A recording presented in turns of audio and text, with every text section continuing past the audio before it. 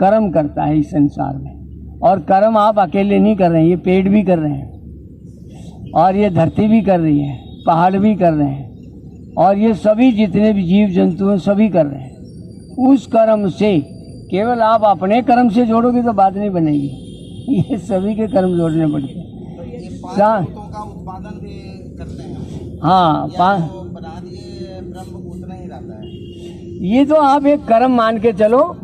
परमात्मा से क्या, परमात्मा किसका कारण है? ज्ञान का। ज्ञान से क्या करते हैं हम? कर्म। ज्ञान के कारण क्या बनेगा? कर्म बनेगा। और कर्म के बिना कोई रहता नहीं है। एक आदमी की हिम्मत नहीं है जो कर्म के बिना रह जाए संसार में। आप एक को दिखा दो मुझे जो बिना कर्म रहता हो। कुछ भी जड़ या चेतन कोई भी बिना कर्म नहीं है। ऐसी जबरदस्त व्यवस्था है। कर्म सबको करना होता है। ये अच्छा बुरा गलत सही कर रहा है वो मनुष्य ही है, बाकी कोई गलती नहीं करता।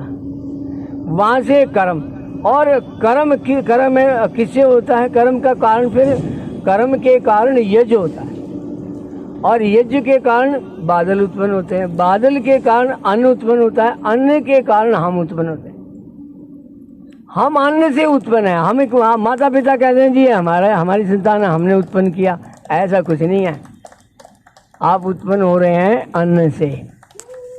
कई बार कहते भी जैसा खाओ अन्न वैसा हो जाए मन, और मन जैसा हो जाएगा वैसे ही माता पिता से कनेक्ट होकर आपका जन्म हो जाता है।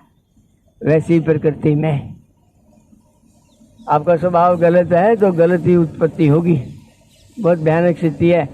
जैसा खाओगे अन्न, आप अन्न बासी खा रहे हो, कूड़ा खा रहे हो, आप कीड़े मकोड़े खा रहे हो तो चिड़िया बना देंगे, मांस खा रहे हो तो शेर बना देंगे, अब गोबर खा रहे हो ऐसी चीज़ खा रहे हो तो वह वैसा कीड़ा बना देंगे। जैसे गोबर खाने वाले कीड़े भी हैं, मल खाने वाले जीव